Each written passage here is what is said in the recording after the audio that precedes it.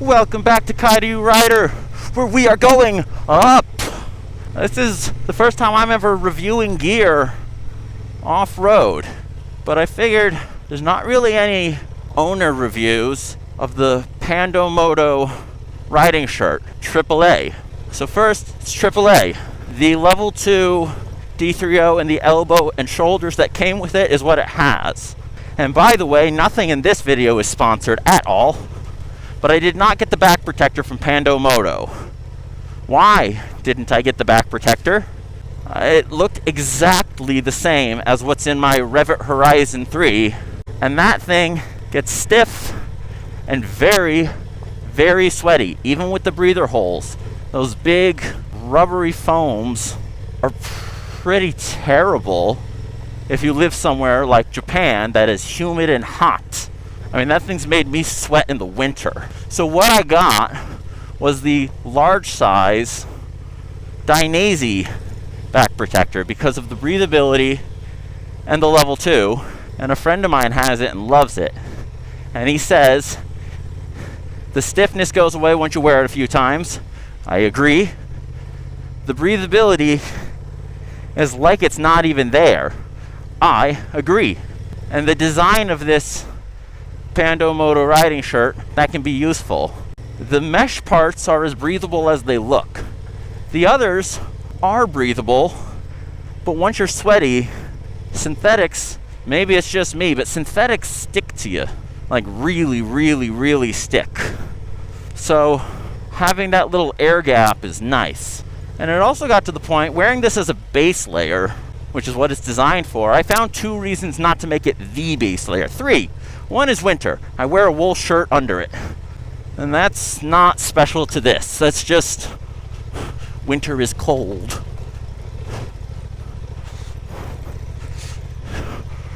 Gosh.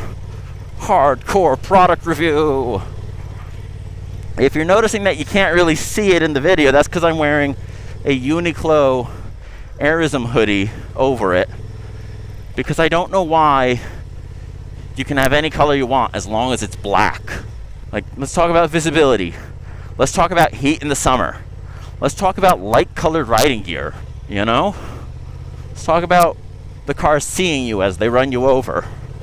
Let's talk about falling off this cliff and being a bright color that the rescue team can find. As for the riding shirt, it is AAA, which would mean a minimum of 120 kilometer an hour slide should hold up.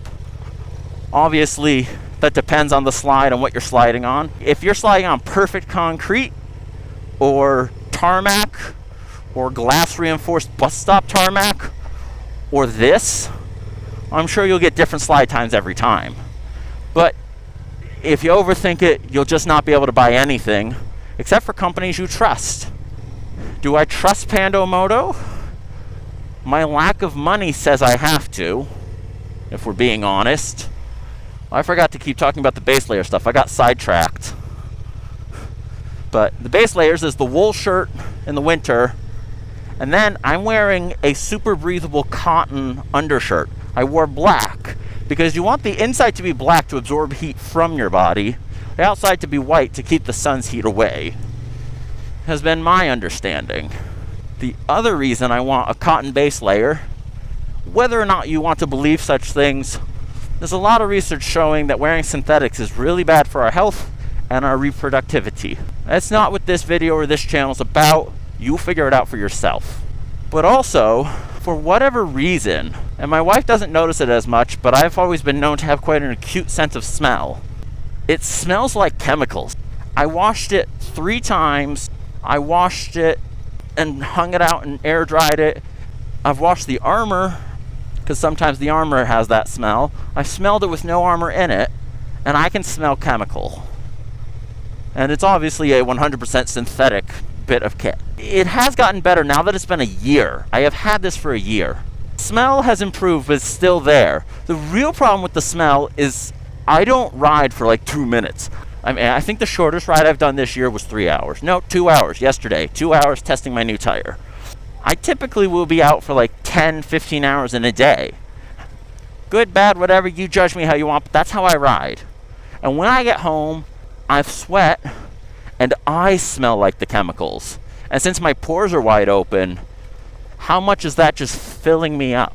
Since I put on this long sleeve cotton layer between me and the riding shirt, smell comes off with the shirt. I don't smell like it before the shower. I just smell like a sweaty animal because I'm a sweaty animal. It is worth noting that when wearing the base layer, the shirt is less comfortable because this riding shirt is clearly designed to be a standalone base layer. That being said, the comfort difference is extremely small, and the benefit to not smelling like chemicals, I believe, is well worth it. That's the big downside. Now, how's durability? I haven't crashed in it. I have crashed in the exact same D03 in a previous jacket, and I had no injuries at all. So the armor, I'm going to say I'm fine with it. You buy and wear gear at your own risk, or listen to Ryan F9 if you're so persuaded to not care about bones. As far as the jacket itself, the cuffs, here, let me stop right now. See how tattered that is?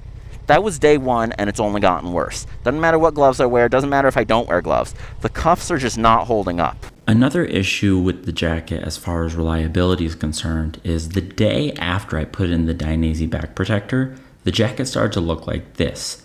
This picture was taken without the back protector in it, to show you that the back protector has permanently imprinted this mark into the material. So this is supposed to be some offset of Dyneema, that is some magical super fabric, but this image gives me cause for hesitation. But a big advantage to this is if you want to mesh riding anything and you want AAA, obviously I'm not even going single A speeds, but I ride on the street and I'm the kind of guy that may scrape a peg here and there, who puts toe sliders on adventure boots and uses them. So on the off chance that my childish antics get me in a spot of trouble, I'm glad to have it. And it is relatively robust enough to say that it is way better than having nothing. And then for the seasons, you can layer over it. A reason I like the idea of layering over it is in the winter, things like D03, when they're cold, they're hard and uncomfortable. So if the warmth is on the outside of the armor, first off, the armor's always in the right spot. I'll come back to that. And it's soft enough to perform correctly because your body's heating it up underneath your warm layer. The only downside I can think of to having the base layer instead of the overcoat for protection is in a crash, say it's a 40 kilometer an hour crash, right? Some 25 miles an hour. That's not life-ending most of the time. Don't try. Don't just go prove me wrong. But whatever's under the protective layer is protected. So if you have a really nice Gore-Tex raincoat and a proper down jacket, those are wrecked. So that is a downside. If you're the kind of person that slips and slides often, that is a big downside. So having the traditional protection on the outside is good. You could, of course, do a compromise and do something like my Revit Horizon 3, take the armor out and wear this underneath it, or just get an armored shirt that's way cheaper than this and the Revit Horizon 3. When I reviewed the Revit Horizon 3, I got this for 40,000 yen a year ago, and the Revit Horizon 3 was more than that. Now the Revit Horizon 3 is around that price, and this has gone over 70. So this is getting, I think it's like 75 last I checked before fees. So this has doubled in price in the last year. Now, I said armor moves around. The elbows kind of migrate. You can actually see that lump there. That's migrating up and over my elbow. It always migrates towards the front like that. And I push it back down. I don't know why it moves so much, but it's always on the tip of the elbow. Maybe you could argue if it's biased towards the outside, that's safer. That all said, the other issue is I never zip the collar all the way.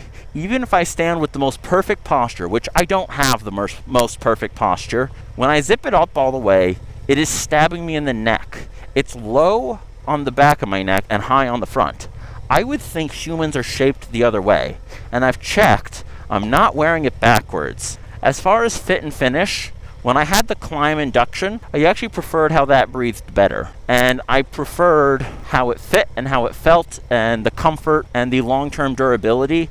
I've tumbled in that jacket many times. I sold it and got this because I have convinced myself I need AAA gear. And if I look at the speeds I ride, yes, you could make that argument, because AAA gets you up to that 120, AA gets you around 70.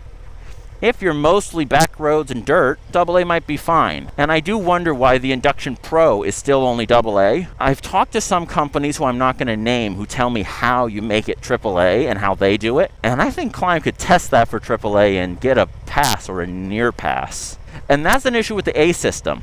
You could get something that's rated for 70 kilometers an hour, AA, and another thing that's AA, but that other AA may be 119. So it is 1 kilometer shy of AAA, and it is 40% better. And it could be from a company that's so well made versus a not so well made company. I'm not saying Pando Moto is a bad company. I am saying it is impressive and surprising how many tatters I've found when not using this as my main riding gear. Now the question is, would I buy it again? If I could get it at the same price, I think I would. But now that it is the same price as the Klim Induction Pro, and I can get that with Neon, this is not sponsored by Klim, but I just am a huge fan of them and their products. But you want one piece of kit year round, and you want the ability to layer up over it, keep it close to the body, be like an armored shirt that protects you, well then it's this or Botex, whose website for some reason has stopped working for me in Japan. Botex cost a lot more at the time. But would I buy this again? If that all describes you, yes. I think this is a very good base layer AAA. And there are now pants to match it that for some reason have zippers on the ankles to get pinched inside your boots. So I think if I was able to trick myself into thinking AAA is not that big a deal, I'd go for Klim. However, these are not mesh. These have some cool text in them. I have worn these at 40 degrees, and it's no different than mesh. I think it's something about the blow dryer effect. As a term I've made up, but maybe I'm not the first, I've just not heard it from anyone else. I believe above 30 Celsius, if you're in stop and go traffic, yeah, you need mesh. But if you're actually moving more than 40 kilometers an hour, I mean, hell, this speed, it could become a bit of a blow dryer, so you're like blowing hot air on yourself.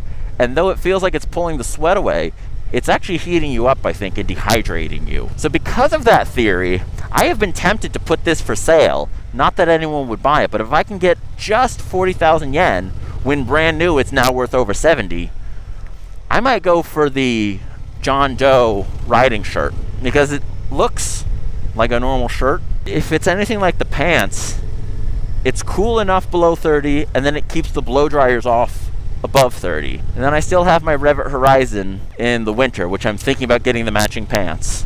I think this is a very good shirt, but because of how quickly the cuffs were ripping and how the elbow always migrates towards the shoulder and towards the front, and just how sticky it can feel, the back also pops out. Like, I tuck it in the pants. If I do it over the pants, it just pops up and rolls up. If I do it into the pants, it just kind of wedges my underwear up and keeps riding up. I'm rambling. Would I buy this again? I don't think I would. John Doe seems pretty good and still AAA. Klim has pockets, and I know how the CE systems work with the ratings, but they're imperfect, and I trust Klim, and I trust their materials, and I have tested them well above the AA standard. But then again, as a closing note, AAA versus AA. Imagine you're about to hit something. You're going to get a handful of breaks usually. So when you actually hit the ground, are you actually going over 70? Probably not. My experience has been no. I had a major crash at like 130, but when I think about it, I slammed on the brake and then went into a car and bounced and then slid down the road. And it barely ripped through my no A rating jacket. It did rip through, but it didn't damage my skin. I had no road rash at all. So you could make the argument that AA is enough. And if you're riding on back roads, I mean, how often do you really crash on the highway at highway speeds?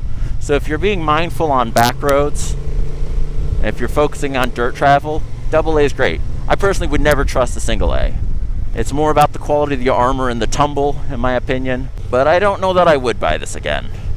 However, it does make a great adventure kit because you can layer over it or not layer over it. And that's that. So this has been the Pando skin H something acronym AAA riding shirt with Kaidu Rider. Thank you for watching and listening to my rambling. Like, subscribe, share, all that kind of stuff if you want more of this. If you don't like reviews and want more adventures, let me know. But till next time, bye-bye.